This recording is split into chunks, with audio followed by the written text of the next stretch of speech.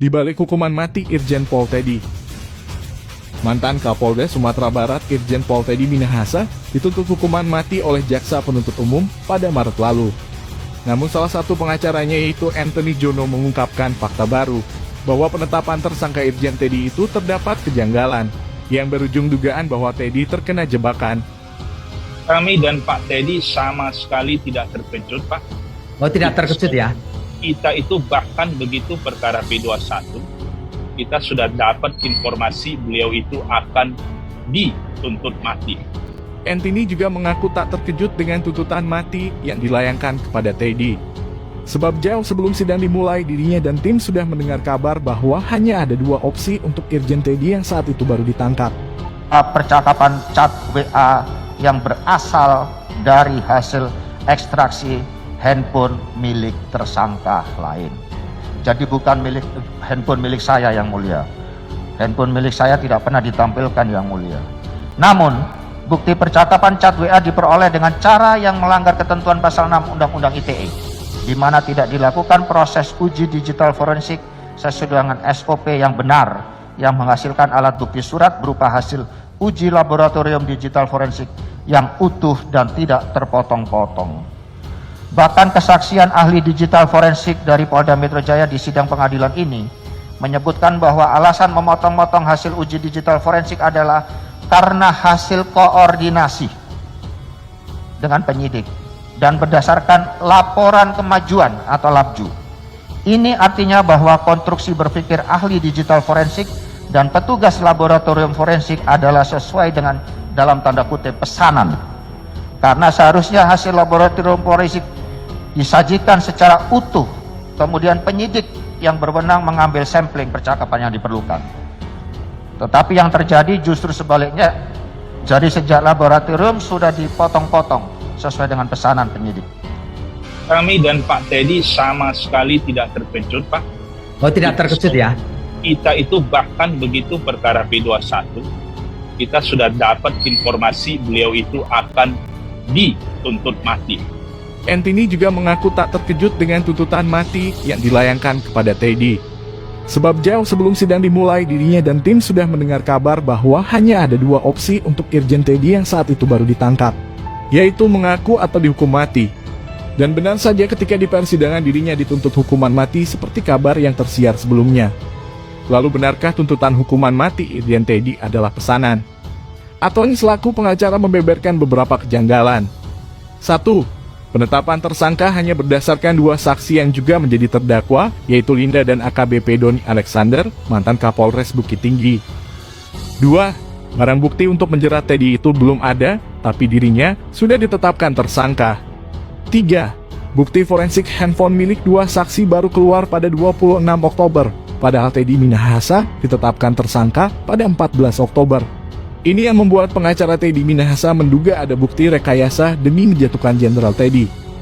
Namun meski begitu, jaksa sudah menuntut Teddy tanpa ada hal yang meringankan dan juga hal yang memberatkan, yaitu dirinya sebagai petinggi Polri.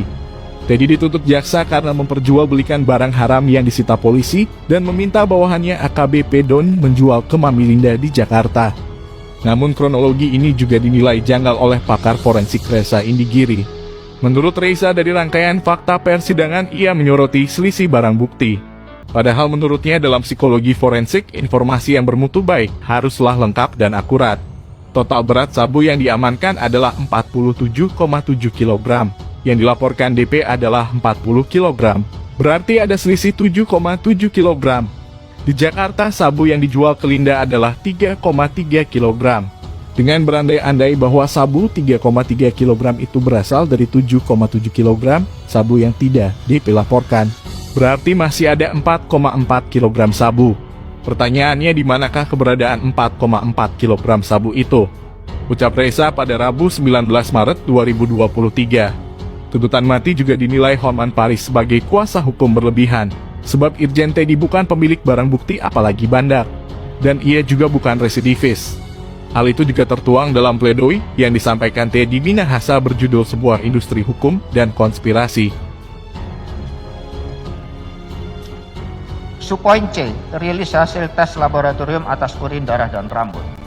Hasil uji laboratorium atas sampel urin, darah, dan rambut saya diterima oleh penyidik pada tanggal 27 Oktober tahun 2022, di mana saya dinyatakan negatif metafetamina atau sabu. Namun, Kadif Humas Polri saat itu Irjen Pol Dedi Prastio merilis bahwa saya positif narkoba pada tanggal 14 Oktober 2022. Kemudian saya protes kepada Kapolri sehingga kemudian dilalat bahwa saya negatif metafetamina atau sabu. Yang mengherankan saya adalah apa yang menjadi dasar merilis saya positif narkoba dan apa pula yang menjadi dasar meralat bahwa saya negatif narkoba.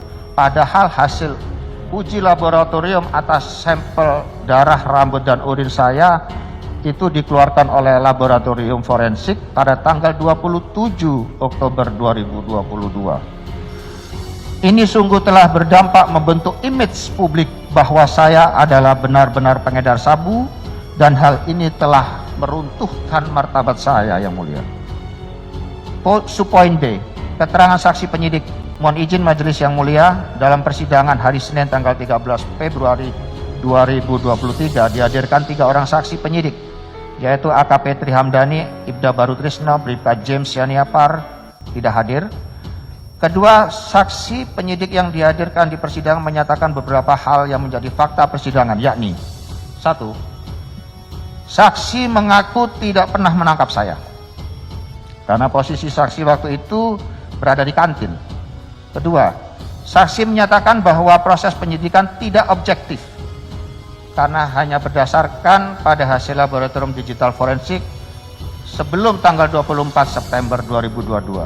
Setelah 24 September 2022 tidak dilakukan balancing di situ. Subpoin 3, dalam berita acara pemeriksaan BAP ketiga saksi penyidik tersebut menyatakan bahwa pada diri saya saat dilakukan penangkapan tidak ditemukan barang bukti narkotika sabu. Kami ulangi, tidak ditemukan barang bukti narkotika sabu. Namun barang bukti narkotika sabu saya disita dari tersangka Dodi, Linda, dan Kasranto. Pertanyaannya adalah dari mana ketiga saksi penyidik tersebut mengetahui bahwa sabu yang disita dari ketiga tersangka tersebut adalah milik saya? Ini sudah jelas ada yang mengarahkan karena ketiga saksi tersebut tidak melihat sendiri, tidak mendengar sendiri, dan tidak mengalami sendiri. Dalam Undang-Undang Nomor 8 Tahun 81 tentang KUHP, pada pasal 1 angka ke-26 disebutkan bahwa saksi adalah orang yang dapat memberikan keterangan guna kepentingan penyidikan, penuntutan, dan peradilan tentang suatu perkara pidana yang ia dengar sendiri, ia lihat sendiri, dan ia alami sendiri. Artinya ketiga saksi penyidik tersebut memberikan keterangan atau kesaksian yang tidak benar karena faktanya mereka tidak mendengar sendiri, tidak melihat sendiri, dan tidak mengalami sendiri terkait bahwa sabu yang disita dari ketiga tersangka lainnya tersebut adalah milik saya.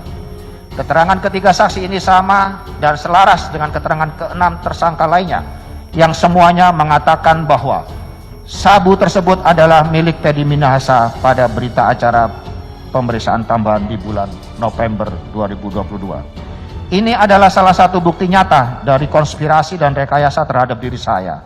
Dan seperti sudah ada yang menyeting seperti itu oleh sang sutradara. Itu saya kira waktu pledoi pribadi Pak TM itu sudah disampaikan di persidangan. Jadi ada sahabat beliau yang menghadap ke, tidak perlu sebut namanya, tapi salah satu dari tim TPU sudah disampaikan. Mereka minta supaya beliau itu ngaku, kalau enggak akan dituntut mati. Itu sungguh menyedihkan, Kak, bagaimana kalau pembuktian itu harus bergantung pada pengakuan terdakwa. Padahal alat bukti di KUHP itu sangat banyak, saksi, ahli, surat, dan segala macam. Kenapa harus bergantung pada pengakuan dari terdakwa? Tapi itu kita sudah tahu, jadi kita nggak terkejut sama sekali. Oke. Jangan ada yang ditutup-tutupi. Kalau memang itu adalah untuk menjebak, katakan untuk menjebak. Beliau katakan, saya katakan apa adanya, Pak Tony, saya akan buka semuanya. Dan selama ini kita berdiskusi ketika pemeriksaan perkara, kami lihat beliau itu jawabannya sangat konsisten. Biasanya kalau orang yang berbohong, hari ini ngomong A, nanti 2 minggu lagi kita tanya, dia tidak akan konsisten lagi jawabannya. Tapi beliau itu dari awal sampai sekarang konsisten, itu adalah penjebakan. Dan ketika saya tanya rinciannya itu, beliau jawabnya sangat detail. Sampai dengan tanggal-tanggalnya beliau ingat